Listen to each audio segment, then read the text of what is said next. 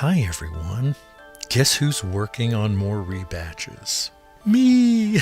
And I'm doing two different ones here. And you can read about it on the screen. I'm not going to do much talking about it. You've seen enough of my videos on rebatches now to know how it's done. And I'll put links to another rebatch video on how to do it if that's something you're interested in. But more than that, I wanted to talk about charity.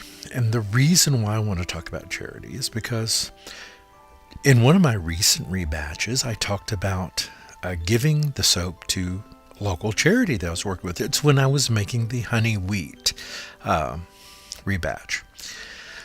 And the charity, when I got there, and please understand, I put a lot of work into them. I packaged each of them, I shrink wrapped them, and I labeled them all with the ingredients and everything. I don't treat soaps that I give away to charities any different than soaps that I sell to my customers.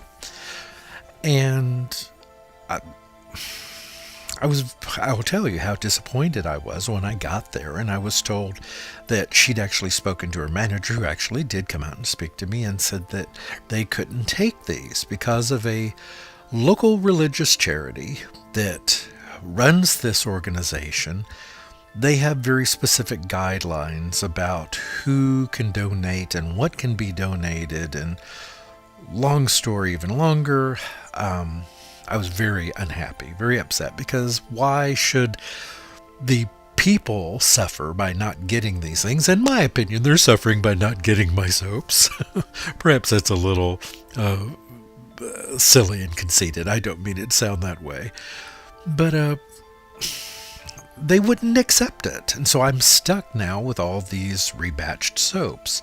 Well, I had already shredded up 2 more big 5-gallon buckets of old soaps. And that's what this is here, actually, that you see me working on here. And since it was already done, I'm stuck with all this rebatched soap that the charity won't take, which is very disappointing to me. And I've sent out several boxes of soap to various different people that I've mailed it to.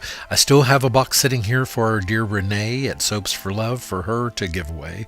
But anyway, where was I going with all this? Well, I'm going to be sticking these in my Etsy shop, actually, for people that are interested. And rebatched soap, because it's really, rebatched soap is the same thing, well, not quite the same thing, but it's similar to Dutch milled soap, or what is known as French milled soap. It's basically a soap that has been cut up, re-extruded in the case of the French, and made into a new soap. In my case, it's melted and then not extruded, but put into a mold, as you see here. And please forgive me. Let me mute this for just a moment here. Get a drink. Anyway, where I was going with this is I think that these are actually a very good quality soap. I personally prefer a twice milled soap, and I'm going to tell you why. Well, first of all, I know what's in these. It's various different soaps that I've made, but it's pretty much every butter and oil known to man between all the soaps that are in here. I'm not kidding. I mean, there's everything in these except for hemp oil. None of the soaps used here have hemp oil.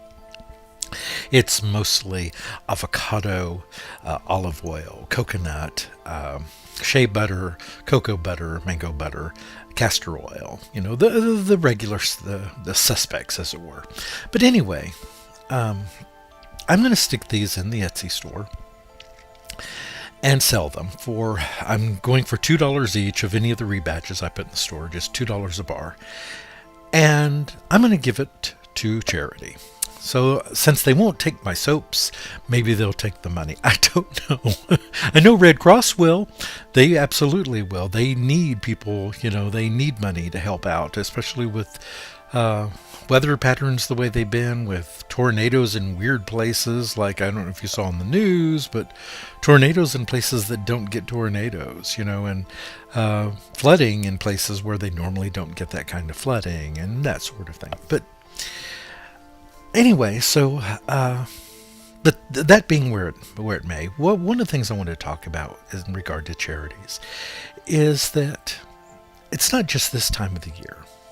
We should always do our best to help out when we can. And I realize some of us are charity cases ourselves, right?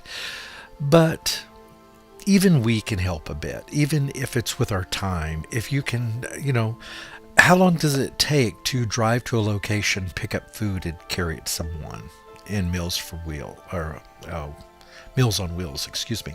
Or how long does it take to pick up a neighbor and take them grocery shopping once a month?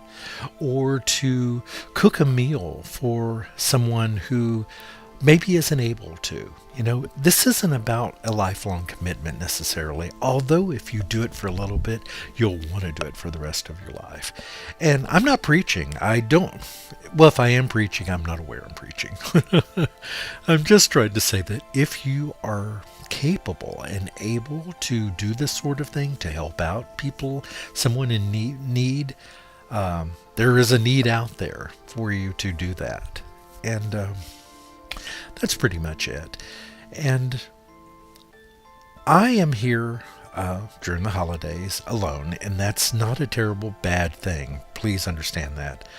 I get to be here with my animals. I get to make soaps like I'm doing here. I mean, I did this actually 2 days ago. I did this during I just had some time at night. I didn't have time to make a new soap because I'm actually working on some wholesale orders for someone who, an account that just someone reached out to me and said, can you do this for me?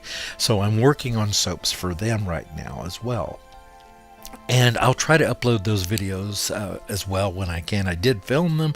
They're not as organized as some of my others because it wasn't about the video itself. But anyway, all that aside, if this is something that you can do to help out somebody, that would be terrific. Charity is not something that I think is a bother. It's not that hard to do, and it's beneficial not only to us but to our community. And yeah, that's really it. But I want to thank each of you. This has been just a fantastic year. It's almost over. I can't believe it. But I want to wish you all a healthy and a happy new year that's coming up. And thanks for being here. You're wonderful. Have a great day, everyone. Goodbye.